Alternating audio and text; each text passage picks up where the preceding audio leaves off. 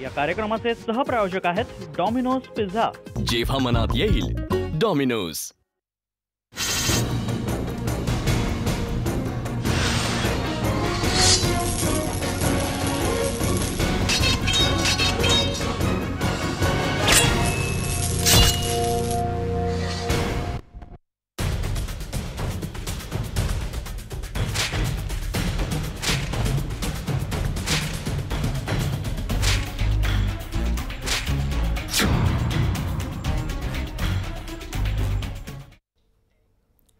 जय महाराष्ट्र, मी ऋषाली यादव सारंग।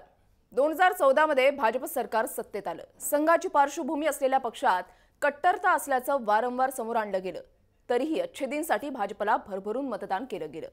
मात्र 2015 मध्ये घडलेल्या दादरी हत्याकांडामुळे त्या प्रकारामुळे अल्पसंख्याक समाजामध्ये एक वेगळाच मेसेज केला। 2016 मध्ये पुन्हा तेच घडलं। गोहत्येवरून दुसऱ्या समाजाला लक्ष्य केलं गेलं आणि तेही मोदींच्या गुजरातमध्येच।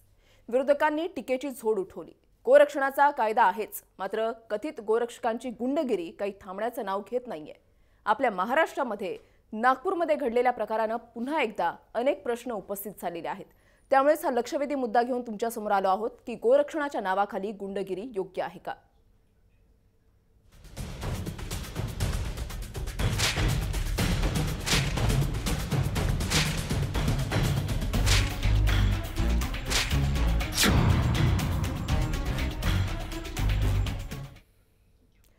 नागपूर जिल्ह्यामध्ये गाडीमध्ये गोमांस असल्याच्या संशयावरून 4 कथित गोरक्षकांनी एकाला मारहाण केली। या मारहाणीमध्ये सलीम इस्माईल शाह हे गंभीर जखमी झाले। पोलिसांनी चौघांना अटक केली आहे। मात्र परिसरामध्ये भीतीचं वातावरण निर्माण झालंय। नेमकं काय घडलं होतं आणि आताचे अपडेट्स काय आहेत ते पहा।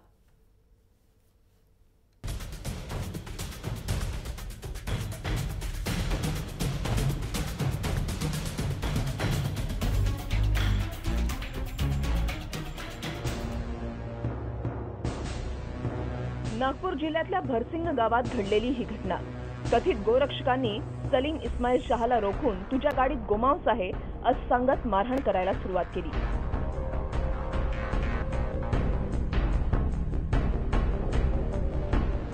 यात सलीम गंभीर जखमी झाला आहे।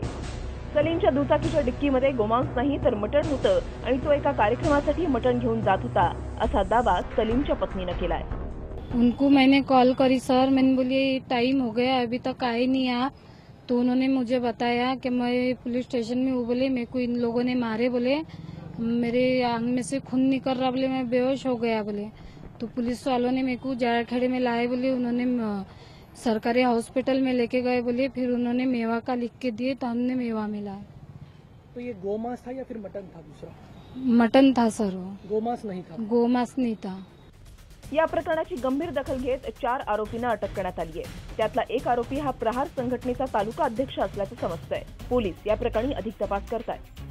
जो एक मुख्य आरोपी आहे तांदुळकर नावाचा, त्याने त्याच्या अटक केल्यानंतर बयानात सांगितलेलं आहे, त्या अनुषंगाने तो प्रहार संघटनेचा तालुका अध्यक्ष आहे। जी प्रक्रिया असते ती प्रक्रिया अशी असते की ज्यावेळेस अशा प्रकारची घटना होते ते मांस होतं, ते स्पॉटवरती बघितल्यानंतर कोणी सांगू शकत नाही की नक्की ते कशाचं मांस आहे। त्यामुळे व्हेटरनरी डॉक्टर यांच्या मार्फत ते सील करण्यात येतं आणि सील केल्यानंतर मग ते फॉरेन्सिक सायन्स लॅबोरेटरी FSL ते रवाना करण्यात येतं। तर हे आपण रवाना केलेला आहे, त्यांचा अहवाल येणं बाकी आहे। सलीम हा भाजपचा कार्यकर्ता असल्याचा दावा त्याच्या पत्नीने केलाय। गोवंश हत्याबंदी कायदा आहे, त्यानुसार कोणाला काही आढळल्यास पोलिसांना सूचना दिल्यास कारवाई केली जाते। अनेक ठिकाणी कारवाया झाल्या सुद्धा आहेत, पण कथित गोरक्षकांची गोरक्षणाच्या नावाखाली वाढत चाललेल्या गुंडगिरीला वेळीच आळा घालणं ही गरज आहे। उदय तिमांडे, जय महाराष्ट्र न्यूज, नागपूर। गोरक्षणाच्या नावाखाली ही गुंडगिरी योग्य आहे का? कथित गोरक्षकांची त्या अनुषंगाने आपल्याला चर्चा करायचे मुद्दे कोणते असतील पाहूयात। कथित गोरक्षकांनी सलीमला मारहाण करून काय साधलं? कथित गोरक्षकांवर कायद्याचं उल्लंघन केल्याप्रकरणी कारवाई होणार का? कथित गोरक्षकांची गुंडगिरी हे सरकार समोरचं आव्हान आहे का? कथित गोरक्षकांची गुंडगिरी कशी थांबवता येईल? या चर्चेमध्ये तुम्ही सुद्धा सहभागी होऊ शकता। मी ट्विटरवर एक प्रश्न विचारलेला आहे की गोरक्षणाच्या नावाखाली गुंडगिरी योग्य आहे का? @जयमहाराष्ट्रN या आमच्या ट्विटर हँडलवर तुम्ही तुमचं मत नोंदवू शकता। आपल्या चर्चेला सुरुवात करायची. आपल्यासोबत जय महाराष्ट्रचे संपादक तुळशीदास भोईटे आहेत. त्याच्यानंतर आपल्यासोबत प्रहार संघटनेचे अध्यक्ष आहेत ॲडव्होकेट मनोज टेकाडे. यानंतर आपल्यासोबत भाजपचे प्रवक्ते आहेत संजय ठाकूर, राष्ट्रवादी काँग्रेसचे प्रवक्ते आहेत नवाब मलिक आणि आपल्यासोबत स्वाभिमानी शेतकरी संघटनेचे नेते आहेत राजेंद्र ढवण पाटील. भोईटे सर, अत्यंत धक्कादायक प्रकार म्हणजे नागपूरमधला हा प्रकार पाहिला तर कथित गोरक्षकांची गुंडगिरी ही दिवसेंदिवस वाढत चालली असंच म्हणावं लागेल. अनेकदा जेव्हा जेव्हा गोरक्षणाचा मुद्दा येतो तेव्हा एक वेगळं भावनिक राजकारण पूर्वीपासूनच आपल्याकडे होत आलेलं आहे. गोहत्या बंदी होतीच, गोवंश हत्या बंदी हा जो शब्द ॲड झाला, वंश हा शब्द, त्यामुळे एक वेगळंच पूर्ण देशभरात, आता महाराष्ट्रात ते सुरू झालेलं दिसतंय दुर्दैवाने. आणि मन विषण्ण होतं, कारण प्रश्न केवळ एखाद्या समाजाच्या, एखाद्या धर्माच्या भावना कोणाच्या दुखवायचा आहे का? नाही आहे. नक्कीच की गोवंशाला, आपल्याकडे गाईला पवित्र पशु मानलं जातं. नक्कीच त्याच्याबद्दल इतर कोणत्याही समाजानं काही, इतर कोणी काही करू नये ही अपेक्षा रास्तच आहे. त्याबद्दल शंका घेण्याचं कारण नाही, त्याला कोणाचा आक्षेपही असू शकत नाही वृषाली. मात्र घडू काय लागलेलं आहे की केवळ संशयावरून अशा प्रकारच्या हल्ल्यांच्या, काही ठिकाणी तर मृत्यूपर्यंत, म्हणजे मृत्यूदंड थेट दिला जातो आहे. की कशासाठी? तर आम्ही गायीसाठी करतो आहे.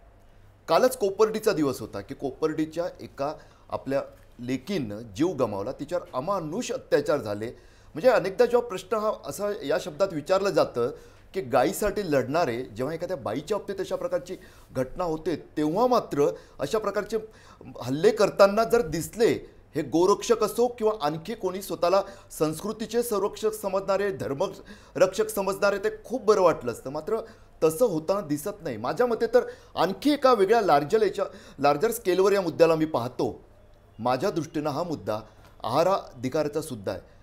मी काय आहार घेणार हे ठरवण्याचे स्वातंत्र्य आपण प्रत्येकाला दिलं पाहिजे असं मला वाटतं. अर्थात त्याबरोबर एक नक्कीच मुद्दा आहे जो सुरुवातीलाच मी मांडला की कोणाच्या श्रद्धा न दुखवता आपल्याकडे राज्यशास्त्रात व्यक्ती स्वातंत्र्याची जी आपण व्याख्या करतो त्यातली सोपी, सर्वात सामान्यांना कळणारी व्याख्या कोणती आहे? ती व्याख्या अशी आहे की प्रत्येकाचं व्यक्ती स्वातंत्र्य हे तेवढं असतं की तुमच्या हातात एखादी काठी असेल, तुम्ही ती चारी बाजूला फिरवू शकता, नक्कीच फिरवू शकता. मात्र ती फिरवताना ती दुसऱ्या कुणाला लागू नये याचं भान प्रत्येकाने बाळगायचं असतं. तिथपर्यंत तुमचं स्वातंत्र्य असतं. तसंच तुम्हाला वाटतंय ना, गोरक्षा झाली पाहिजे, नक्कीच झाली पाहिजे. मात्र ती रक्षा करताना इतर कुणाच्या जीवाला धोका पोहोचेल अशा प्रकारची हिंसा करण्याचं स्वातंत्र्य कोणीही कुणाला देऊ शकत नाही. तुम्ही पोलिसांकडे जा, तक्रार नोंदवा, तपास होऊ द्या की ते माणूस नेमकं कोणतं आहे. अनेकदा तर असंही घडू शकतं की या गोरक्षकांपैकी काहींच्या भावना या सच्च्या असतील, त्यांच्याबद्दलही मी शंका घेत नाही काहींच्या बाबतीत. मात्र त्यांना कोणीतरी अगदी सुपारी घेतल्यासारखं वापरून कुणाच्याही बद्दल संशय निर्माण करून अशा प्रकारचे हल्ले घडवू शकतो. एक वेगळा प्रकारचा वेडाचार यातून उभा राहताना दिसतोय. त्यामुळेच मला असं वाटतं की या मुद्द्यावर खूप गंभीरतेने चर्चा झाली पाहिजे. आणि अनेकदा विनाकारण आपण जास्त भावना भडकवून अशा विषयांवर बोलतो. तसं न बोलता कायदा रक्षणाच्या, व्यक्ती स्वातंत्र्य रक्षणाच्या भूमिकेतून सर्वात महत्त्वाचं म्हणजे गोरक्षा कायद्याने येतात तर नक्कीच आपण त्याचा सन्मान करू. मात्र त्यासाठी गुंडगिरी होऊ नये या पद्धतीनं विचार आवश्यक आहे. ॲडव्होकेट मनोज टेकाडे सुद्धा आपल्यासोबत आहेत. टेकाडेजी, का असं वारंवार घडताना दिसतंय? नागपूरमधला हा प्रकार पाहिला तर पोलिसांचं असं म्हणणं आहे, जो प्रमुख आरोपी आहे तो प्रहार संघटनेचा तालुकाध्यक्ष आहे. का असं घडतंय? मला या संदर्भात म्हणजे तो प्रहार संघटनेचाच आहे याबद्दल अजूनपर्यंत माहिती नाही आहे. आणि माझं असं मत आहे की गोरक्षणाच्या मुद्द्यावर अशा पद्धतीने अमानवी पद्धतीने एखाद्याला मारहाण करणं हे समर्थन होऊ शकत नाही. तो त्या संदर्भात आमचे जे सुप्रीम म्हणजे आमदार बच्चू कडू जे आहेत, भाऊ आहेत, ते या संदर्भात भूमिका घेणार आहेत. मला वाटते त्या संदर्भात त्यांची भूमिका मला वाटते महत्त्वाची वाटेल, कारण ते प्रहार संघटनेचे मेन अध्यक्ष आहेत, संस्थापक अध्यक्ष आहेत. आणि हा प्रकार जर असा घडला असेल तर मी तर समर्थन करू शकत नाही या सगळ्या प्रकाराचं. कारण शेवटी व्यक्ती स्वातंत्र्याचा स्वातंत्र्य मी मानतो की प्रत्येकाने काय खावं काय खाऊ नये हा त्याचा प्रश्न आहे. आणि गोरक्षणाच्या बाबतीतला जो मुद्दा आहे तो आस्थेचा मुद्दा. मलाही वाटतं की धार्मिक गोष्टीला तो लावू नये, कारण तो एक शेवटी एक विज्ञानवादी दृष्टिकोनातून आपण विचार केला तर तो एक गाय ही एक उपयुक्त प्राणी आहे हे आपण मानतो. पण त्याच्या पलीकडे जाऊन एक आस्था म्हणून त्या गोष्टीसाठी आपण एक मानवी पद्धतीने एखाद्याला मारहाण करणं हे समर्थनार्थ होऊ शकत नाही. आपल्यासोबत नवाब मलिक सुद्धा आहेत. मलिकजी, 2015 मधलं दादरीचं प्रकरण असो, 2016 मधलं गुजरातमधलं प्रकरण असो, उनामध्ये जो प्रकार घडलेला होता की गोमांस घेऊन जात आहेत म्हणून कथित गोरक्षकांकडून हल्ले करण्यात आले, मारहाण करण्यात आलेली होती. का असं घडतंय? म्हणजे गोरक्षकांचं, या कथित गोरक्षकांचं नेमकं का फोफावतंय, यामागचं कारण तुम्हाला काय वाटतंय?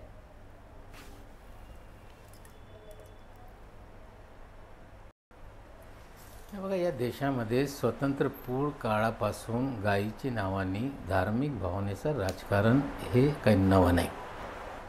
या देशामध्ये विशेषकर भाजपची जी संलग्न संघटना आहे ते कुठेतरी गोहार या नावानी, जे आपण ज्याला काऊ बेल्ट म्हणताय, हिंदी बेल्ट म्हणताय, तिकडे त्याचं राजकारण अगोदरपासून सुरू आहे.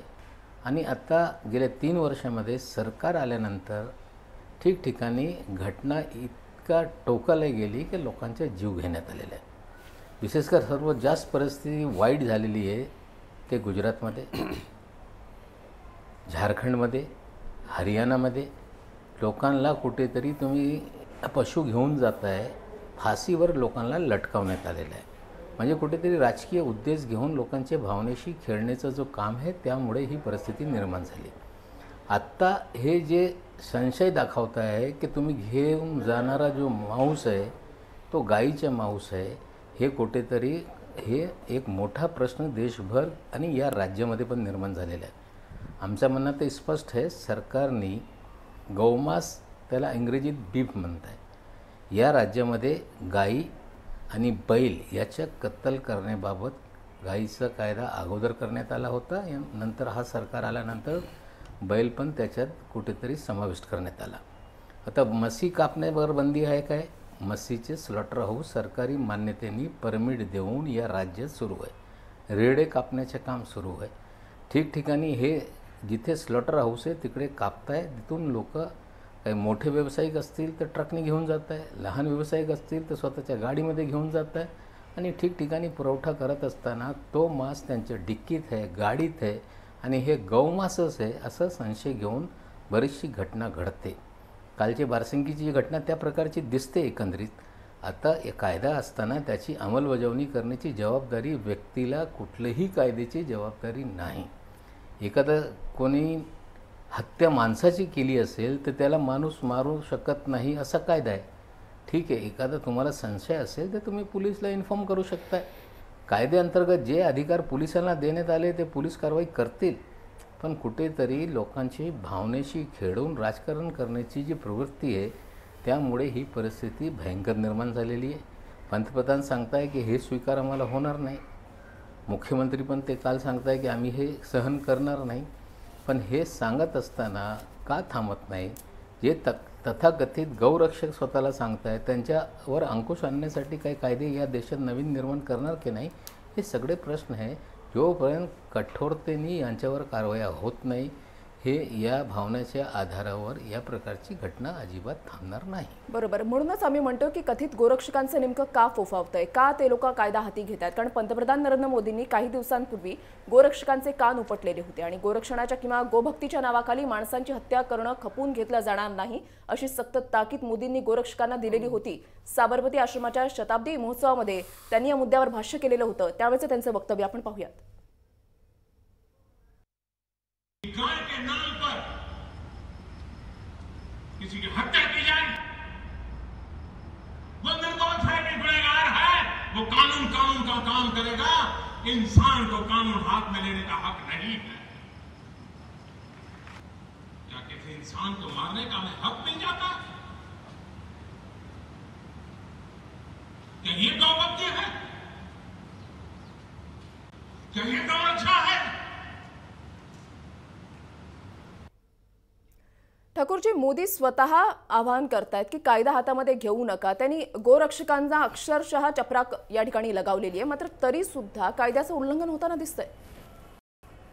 अशा प्रकारच्या घटनेचा कोणीही समर्थन करू शकणार नाही. आम्ही सुद्धा या प्रकारच्या घटनेचं समर्थन कधीही करत नाही. म्हणून पंतप्रधानांनी स्वतः यांनी या राज्याचे मुख्यमंत्री आदरणीय देवेंद्र फडणवीसजींनीही सुद्धा त्याच्याबद्दल एक स्पष्ट आपली भूमिका घेतली आहे.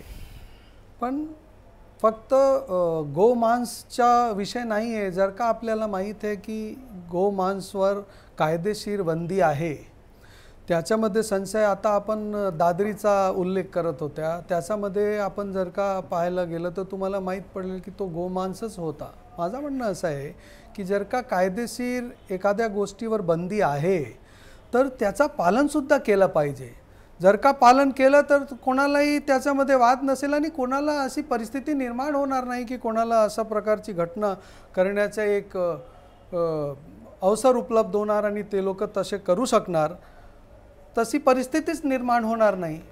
गो म्हणजे काय आहे, धार्मिक सोडा तुम्ही. जेव्हा आपण या जगात येतो, आईचा दूध पीत पीत आपण स्विच ऑन होतो गाईच्या दुधावर.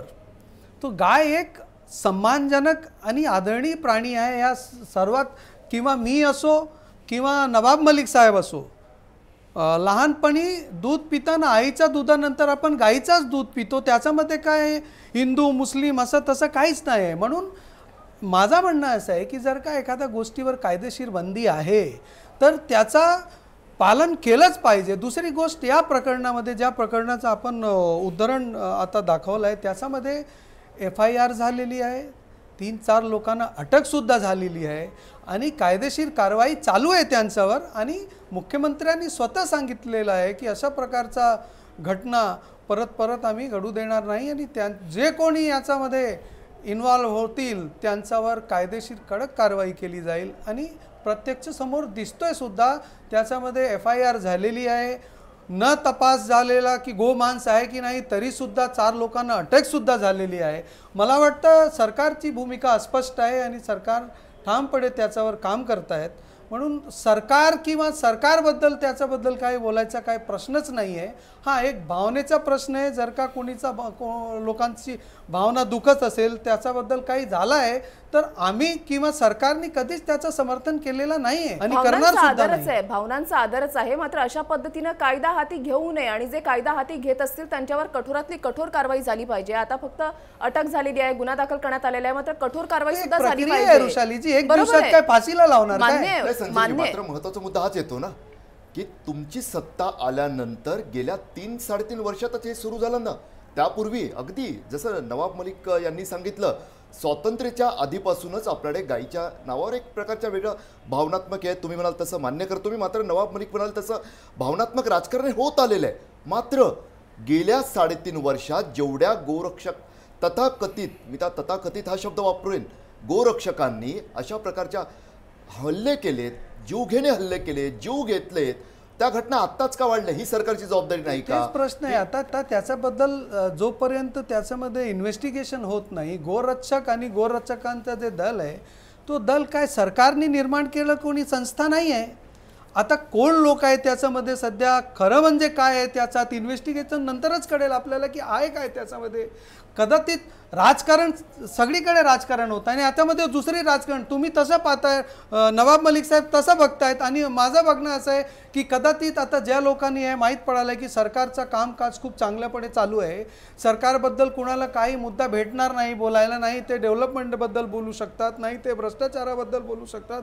कदाचित ते विरोधी लोक काहीतरी सरकारला बदनाम करायसाठी, पण तसं काही लोक तसे संघटन बनवून काहीतरी करत असेल तर ते जोपर्यंत त्याचा इन्व्हेस्टिगेशन प्रॉपरली होत नाही, त्याचा निकाल येत नाही, तोबद्दल आपल्याला काहीच सांगता येणार नाही त्याच्याबद्दल. नक्कीच कथित गोरक्षकांची गुंडगिरी हे सरकारसमोरचं एक मोठं आव्हान आहे का, या अनुषंगाने सुद्धा आपल्याला चर्चा करायची. मात्र वेळ झाली एक छोटासा ब्रेक घेण्याची आणि ब्रेक नंतर मला राजेंद्र ढवण पाटील यांच्याकडे सुद्धा जायचंय. पाहत रहा जय महाराष्ट्र न्यूज.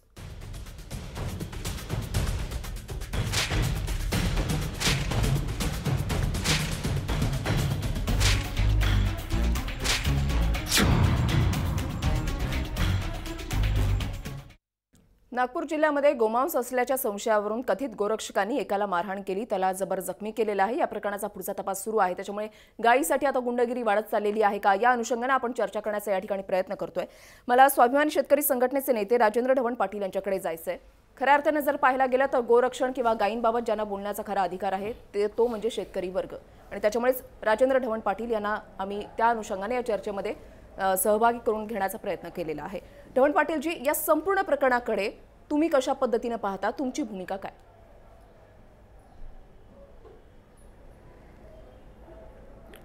वृषालीताई, कालचा जो प्रकार परवाचा जो नागपूरमधला झाला तो अतिशय दुर्दैवी असा म्हणावा लागेल. तो माणूस गोरक्षक मांस घेऊन जात होता किंवा कुठलं मांस घेऊन जात होता यापेक्षा कायदा हातात घेणं, जे तथाकथित गोरक्षक स्वतःला समजतात, जसं आता भोटे सरांनीच म्हटलं त्याप्रमाणे, हे तथाकथितांचा पहिला बंदोबस्त ह्या भाजपच्या सरकारने केला पाहिजे. या ठिकाणी प्रामुख्याने 2 मुद्दे अतिशय महत्त्वाचे येतात. जसं नवाब मालिक सर म्हणले, आणि मला या ठिकाणी आपल्याला आवर्जून सांगायचे भोटे सर, की जे स्वतःला गोरक्षक म्हणून समजून घेतात त्यांना माझी विनंती आहे की त्यांनी प्रत्येकाने स्वतः 5-5 गायी स्वतः सांभाळाव्यात किंवा स्वतः त्याचं संरक्षण करावं आणि मग त्या विषयावर त्यांनी बोलावं. नुसत्या हवेत राहून किंवा नुसत्या गप्पा मारून चालणार नाहीत. गायी सांभाळणं किंवा एखादी भाकड गायी सांभाळणं काय असतं हे एका शेतकऱ्याला माहीत आहे.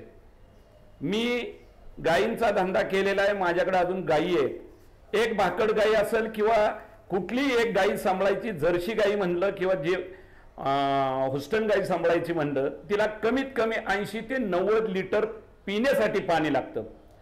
मग तुम्ही सांगा, ह्या गोष्टीला ज्या वेळेस आपण गायी दुभती गायी सांभाळतो किंवा या भाकड गायी सांभाळतो, त्याला लागणारं पाणी, तिला लागणारं अन्नधान्य, तिला लागणारं चारा, अन्नधान्य याचा अर्थ असं की आपण त्यांना जे खुराक देतो तो.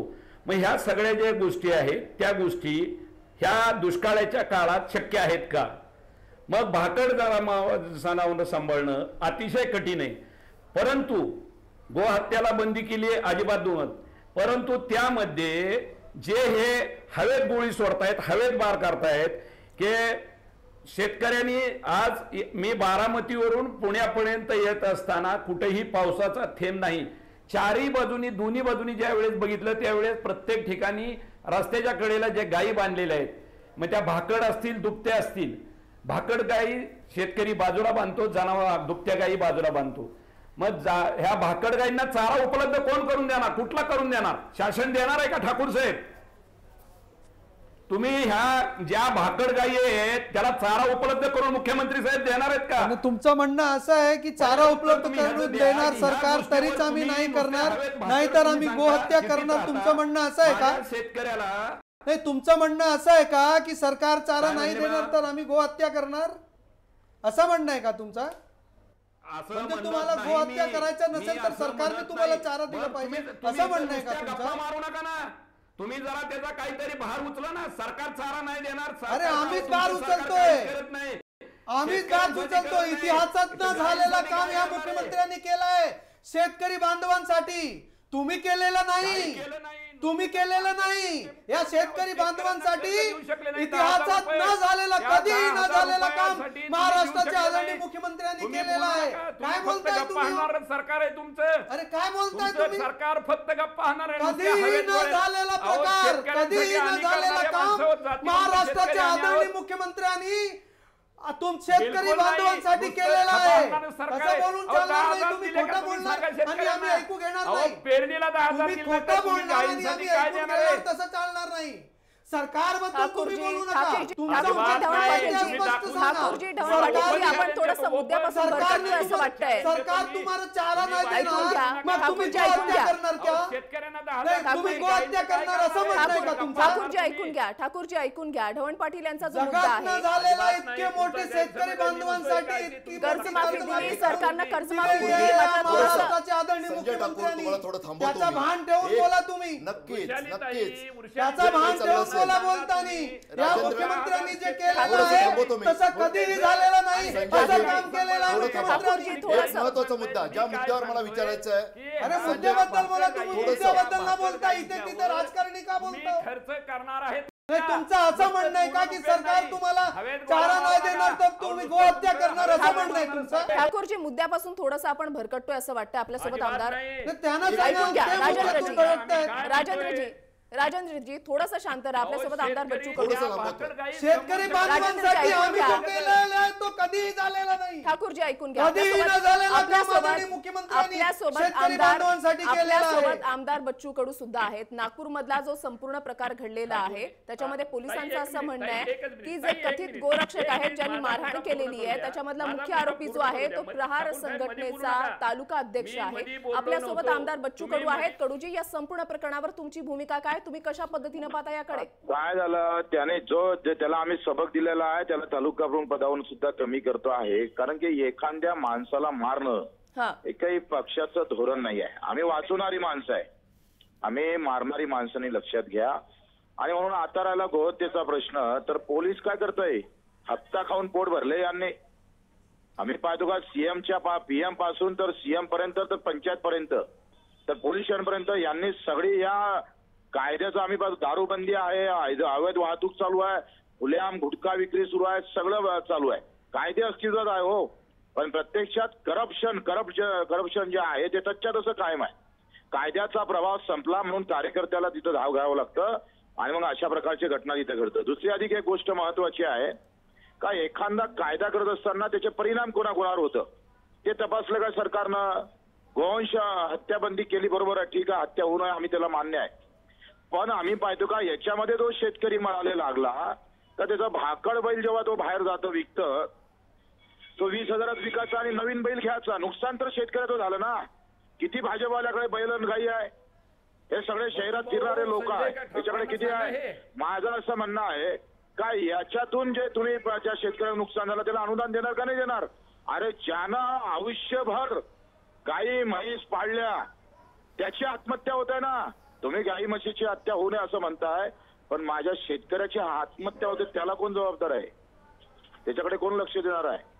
म्हणजे श्रीकृष्ण आपण ज्याला म्हणतोय गोपालक होते त्या श्रीकृष्णालाच मराठी वेळ आली आणि गाई वाचवायला आपण तिकडे म्हणतोय बैल वाचवला पाहिजे, गाय वाचवला पाहिजे, मान्य आहे हो.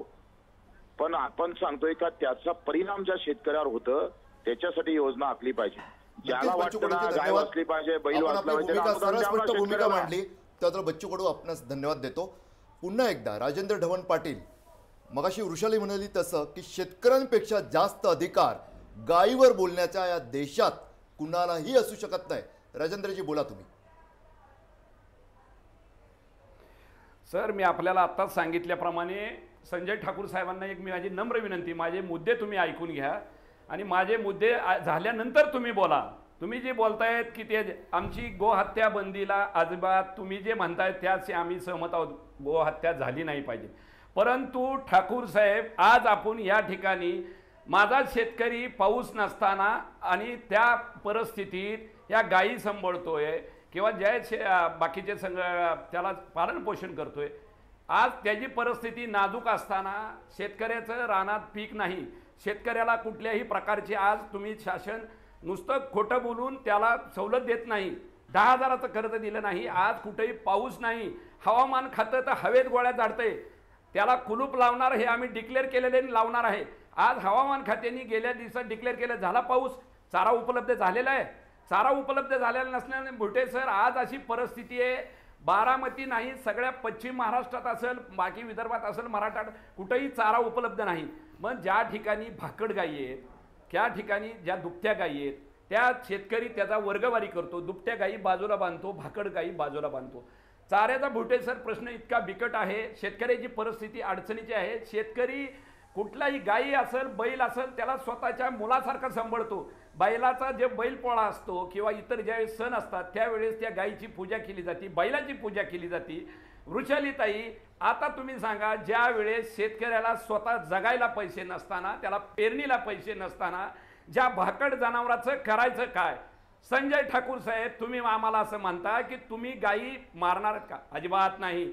ज्या वेळेस बारामतीत ज्या वेळेस सह्याद्री ॲग्रोचा हा प्रकल्प एका कर्नाटकाच्या आमदाराला विकला, त्यावेळेस शिवसेनेच्या पेडणेकर असतील, बारामतीचे सुनील शिंदे असतील, सुनील सातव असतील, असे काही जे ठराविक लोक असतील किंवा मी स्वतः असेल, असे 2-2 ट्रक चारे दिले आणि त्यानंतर त्या गायी तिथं मारायला लागल्यानंतर तिथील त्या कर्नाटकच्या आमदारांनी त्या गायी उचलून कर्नाटकला नेल्या.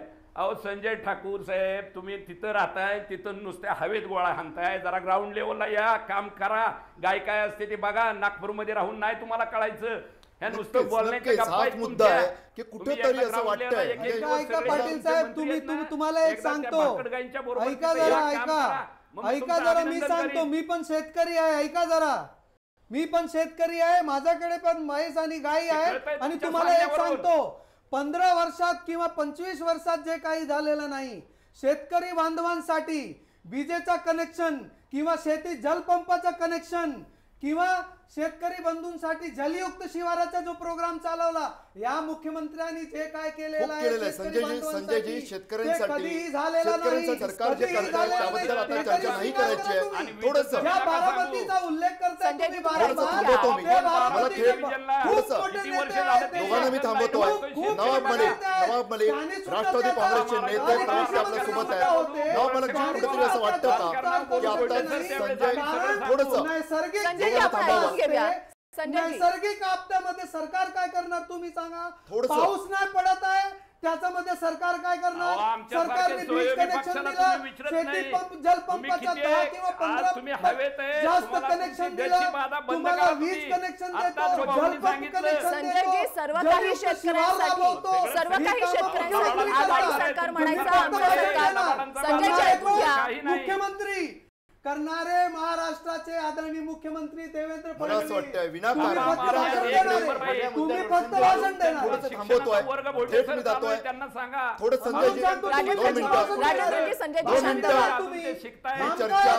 ही चर्चा नको त्या मुद्द्यावर न्यायची नाहीये. थोडंसं थांबवतोय. राजेंद्रजी, तुम्ही सुद्धा थांबा. 2 मिनिटं. तुम्ही अजून शिकता. नवाब मलिक यांच्याकडे जायचंय. नवाब मलिक, कुठेतरी असं वाटतंय का की संजय राजेंद्र ढवण पाटील यांनी जो मुद्दा उपस्थित संजयजी थोडं शांत व्हा. संजयजी थोडंसं शांत व्हा. माहिती घ्या. आपण मुद्द्यावरून भरकटतोय. आपल्या चर्चेचा मुद्दा हा नाहीये. संजयजी कृपया शांत व्हा. काही वेळा सगळीकडे राजकारण होताना दिसतं आणि राजकारणामुळेच सगळे प्रश्न आपल्याकडे चिघळत असतात. नाव गाईंचं घ्यायचं आणि राजकारणच एवढं रंगतं, मग ते समर्थनात असेल किंवा विरोधात. नवाब मलिक, तुमच्याशी मी थेट संवाद साधतोय.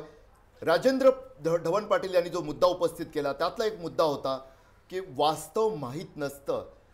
गो हत्याबंदी कायदा, गोवंश हत्याबंदी कायदा करताना कुठंतरी वास्तवाचं भान चुकल्यासारखं वाटतंय तुम्हाला. अनेकदा असे निर्णय घेताना माहिती नसतं की त्याचे साईड इफेक्ट काय होतील, त्यातून असं घडतंय असं वाटतं.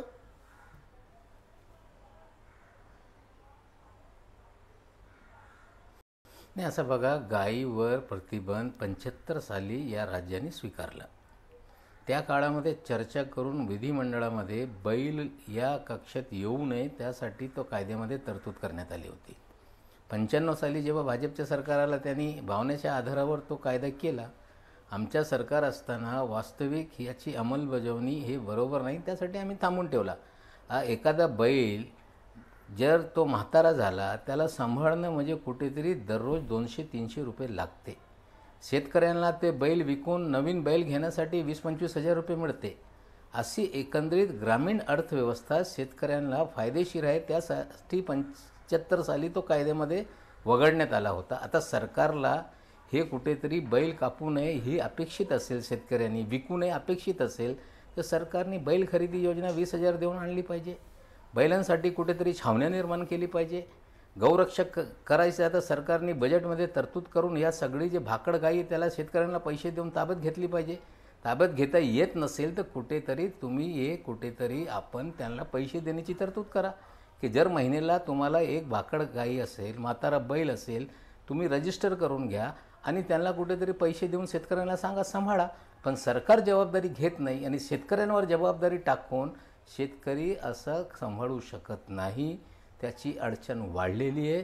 हे आत्ता कुठेतरी ग्रामीण भागामध्ये शेतकरी नेते असतील, आता बच्चू कडू साहेब पण तेच सांगत होते, शेतकरी संघटनेचे लोक तेच सांगताय. ग्रामीण महाराष्ट्रामध्ये सगळे शेतकरी या कायद्यामुळे अडचणीत आहे. हे ग्रामीण भागामध्ये ही परिस्थिती आहे. आता हे सांगत असताना ठाकूर साहेब सांगत होते म्हशीचे तुम्ही दूध आम्ही पित नाही काय, मग म्हशी कापण्यावर का बंदी तुम्ही आणत नाही, रेड्या कापण्यावर का बंदी आणत नाही. या सरकार आल्यानंतर मोदी साहेबांचा म्हशीच्या मांस म्हणजे बीफ निर्यातच्या याच्यात दुप्पट वाढ झालेली आहे. कुठेतरी 70,000 कोटीचा बीफ एक्सपोर्टचा कार्य या सरकारच्या कालखंडात झालेला आहे. मोदी साहेब सांगत होते पिंक रेव्होल्यूशन, पिंक रेव्होल्यूशन. आता पिंक रेव्होल्यूशन मोदी साहेबांनी बंद केलं नाही. अपेडाच्या माध्यमातून स्लॉटर हाऊस चालत राहत आहे. योगी साहेब जेव्हा सत्तेत आले अगोदर अमित शाह साहेबांनी सांगितलं इधर सरकार बनेगी उधर कत्तलखाने बंद होंगे. आता पलटी मारताय, सांगताय जे परमिशन देण्यात आले ते कत्तलखाने बंद होणार नाही. म्हणजे उत्तर प्रदेशमध्ये सर्व जास्त म्हशी कापणारे कत्तलखाने आहे, त्याच्या एक्सपोर्टच्या माध्यमातून सरकारला पैसे मिळते, तिकडे ते त्याच्यावर बंदी आणत नाही. व्यावहारिक दृष्टीने कुठेतरी सरकारने कायदे केले पाहिजे. अंमलबजावणी करत असताना लोकांवर अन्याय होऊ नये, सर्वसामान्य माणसावर अन्याय होऊ नये, शेतकऱ्यांवर अन्याय होऊ नये. हे वास्तविक परिस्थिती असताना सरकार कुठेतरी भावनेच्या राजकारणाखाली हे सगळे मुद्दे पुढे आणत आहे. आता महाराष्ट्रामध्ये सरकारच्या विरोधात लाट निर्माण होते, ते झारखंड आणि हरियाणामध्ये जी परिस्थिती ते महाराष्ट्रामध्ये त्यांनी सुरू केली. आता हे सांगताय भाजप. अरे मारत असताना तो सलीम तिकडच्या बारसिंगीचा हा भाजपचेच कार्यकर्ता आहे आणि त्यातच तुम्ही मारला. म्हणजे मुस्लिम आहे, एखादा मांस घेऊन चालला तो गौमांस आहे असं हे समज निर्माण करून राजकारण करणं योग्य नाही आणि भाजपला कळलं पाहिजे. हिंदू मुस्लिम करायची गरज पण नाहीये. मला एक सांगा, तुम्ही गाईचा मांस आणि बैल, कोणी एखादा माणसांनी बैलचा मारा है वो सब मुसलमानावर दलित है. आणि ठाकूरजी सांगितलं बैलचा मांस जितके आहे, हत्या करण्यात आले, तुम्ही कसं ठरवणार? मजलूम खान असेल, पहलू खान असेल आणि गाय कापल्यावर बंदी आहे, जे काय म्हैसी हत्या कापल्यावर झाली बंदी ते नाहीये. मुस्लिम जर का लोकच म्हैसी कापल्यावर आहे. बंदी उन्हामध्ये नाहीये ज्यांना तुम्ही आणि बीफ मारला ते एक्सपोर्ट सगळे होतोय दलितच आहे. आणि देशाला दोन पैसे मिळताय, त्याच्यामध्ये आपला काय आक्षेप आहे? मला सांगा. जे प्रकोप आहे देशाचा दलित आणि एक्सपोर्ट मुस्लिम त्याचा बीफ समाजावर मध्ये म्हैसीवर ठिकठिकाणी काही दिसून बंदी येते. नाहीये ना. तुम्ही काय सांगता ठाकूरजी? गायीवर बंदी आहे तुम्ही म्हणून बघा ना, गायीचा जी मांस घटना export घडते करू कुणाला नका. तुम्ही मारताय? म्हैसीवर बंदी घटना नाहीये म्हणून घडल्या म्हैसीचं त्या मांस ठिकाणी जातंय बाहेर ज्यांची आणि कत्तल त्याच्या करण्यात माध्यमातून आली पैसे ते मिळतात. मुस्लिम समाजातले त्याच्यामध्ये आहे, काय दलित समाजातली लोक आहे. ही परिस्थिती आहे. म्हणजे कुठेतरी दलित आणि मुस्लिम यांना टार्गेट करून या आस्थेच्या नावाने तुमचं राजकारण तुम्ही सुरू काय तुम्ही लोक आता एक नवीन डॉक्ट्रिन हे जे देतायत ना देशाला, कारण आता तुम्हाला माहित आहे तुम्ही मला एक सांगा, अखलाकचा धर्म कुठला आहे? काय मिळालेला नाही. मजलूम खानचा धर्म कुठला आहे? जुने कुठल्या धर्माचा आहे? काय मिळालेला नाही. म्हणजे जिथे जिथे आता तुम्हाला दलित पाहिजे सोबत सत्तेत परत हरियाणामध्ये लोकांची घरं जाळली, जीवन मारण्यात आले, ते दलित समाजातली लोक. उन्हाची घटना ते दलित लोकांच्या विरोधात तुमचा अन्याय आणि अत्याचार. मजलूम खान राजस्थानला तुम्ही मारला, तो मुस्लिम समाजातला सर्व ठिकाणी गाईच्या नावावर या देशात मनुष्य चालेल काय नाही त्यावरही आपण चर्चा करणार आहे. बरोबर आहे संजयजी, बरोबर आहे संजयजी. भावनिक मुद्दे आणि भावना तर आहेत. संजयजी ऐकून घ्या, संजयजी ऐकून घ्या. भावना तर आहेच, मात्र कायद्याचं राज्य असलं पाहिजे. कायदा कुणी हातात घेता कामा नये आणि जर कुणी कायदा हाती घेत असेल तर त्याच्यावर कठोर कारवाई झाली पाहिजे. संजयजी एक छोटासा ब्रेक घेणार आहोत आणि ब्रेक नंतर आपण लगेच परत येतोय. पाहत रहा जय महाराष्ट्र न्यूज.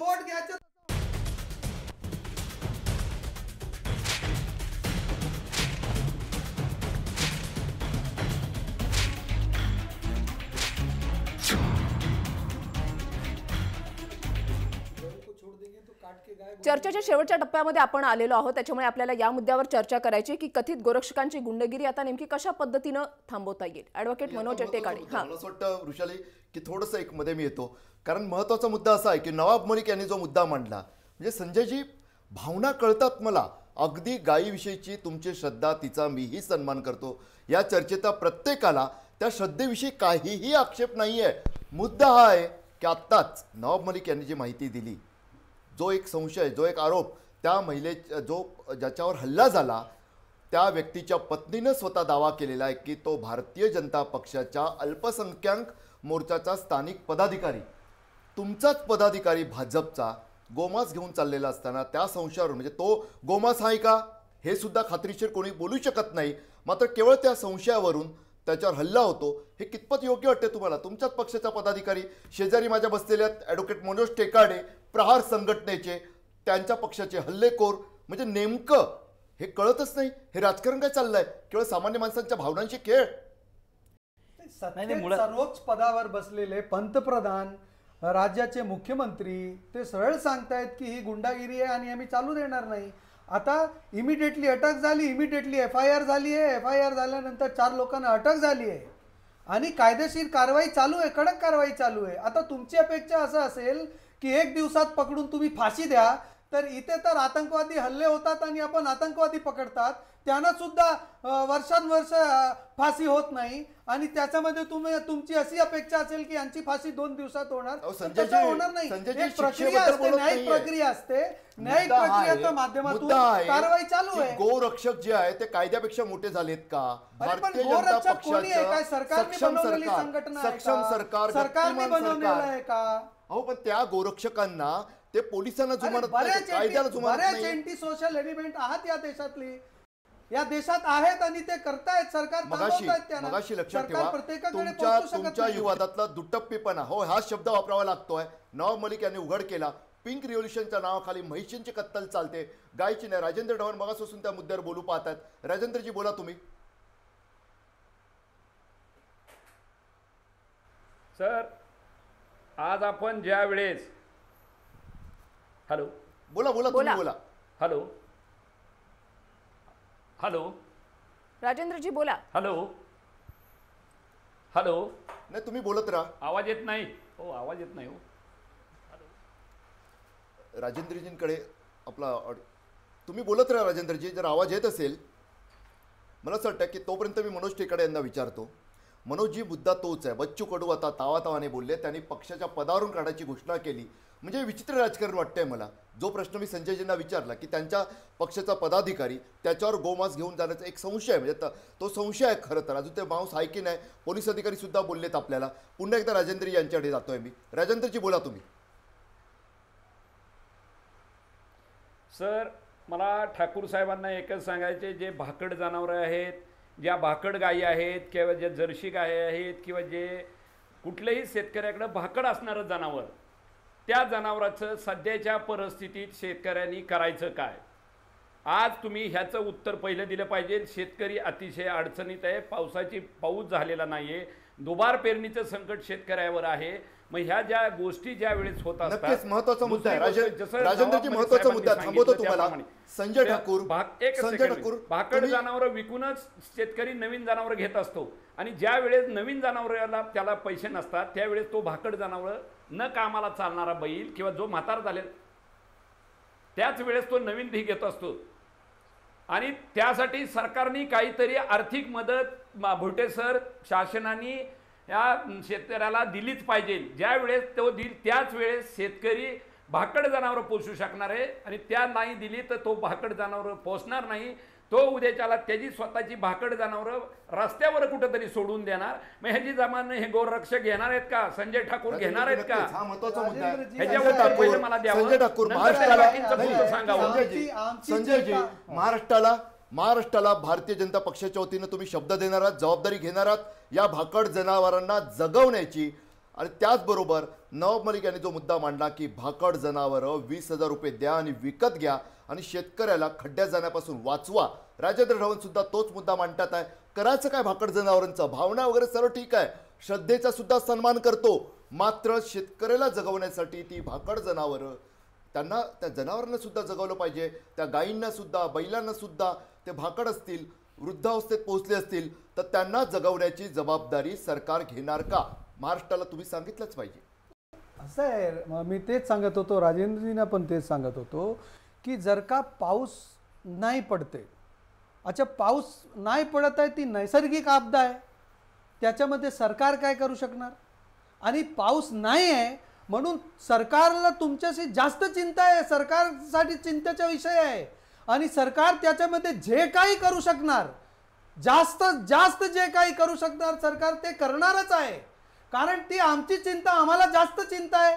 आमचा राजवट चालू आहे, आम्हाला महाराष्ट्राला कायदा सुव्यवस्था आणि शेतकरी बांधवांना सोय सुविधा द्यायचा आहे, आम्हाला तेच सांगतो. पण जर का पाऊस नाही होत आहे, पाऊस नव्हता, भयंकर दुष्काळ होता, त्या भयंकर दुष्काळात सुद्धा मुख्यमंत्र्यांनी किती चांगल्यापणे जलयुक्त शिवार राबवलाय या महाराष्ट्रात, किती शेतकऱ्यांना वीज कनेक्शन दिलाय, किती शेतकऱ्यांना जलपंप कनेक्शन दिलाय, ते जे काय सरकारच्या माध्यमातून जास्तीत जास्त होऊ शकतो तो या प्रदेशाचे मुख्यमंत्री आदरणीय देवेंद्र फडणवीस करतायत. आणि पुढेही ऐका जरा, पुढेही जे काय गरज पडेल आम्ही आणि तुम्ही नाही करणार, ते मुख्यमंत्रीच करत आहेत आणि मुख्यमंत्रीच करणार आणि जास्तीत जास्त करणार या शेतकरी बांधवांसाठी, ही मी तुम्हाला शब्द देतो. अशा बरोबर आहे, सरकार जे आहे ते प्रयत्न करताना या ठिकाणी अभ्यास करा, अभ्यास करा, तुमचा अभ्यास मला माहिती आहे ठाकूर साहेब. म्हणून मला फक्त काय एक पक्ष बोलायचं आहे, ते पाऊस नाही पडतंय, पाऊस नाही पडतंय, पाऊस काय सरकार गरज प्रत्येकालाच आहे.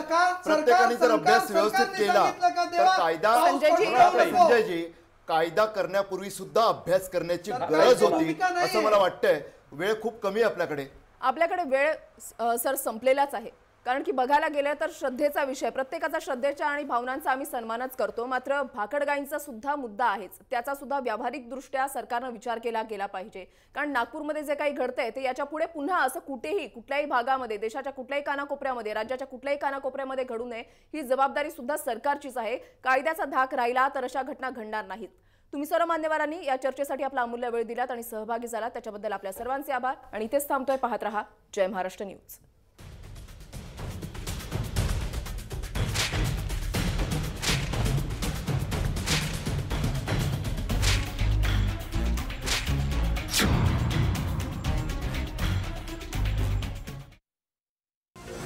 या कार्यक्रमाचे सहप्रायोजक आहेत डॉमिनोज पिझ्झा. जेव्हा मनात येईल डॉमिनोज.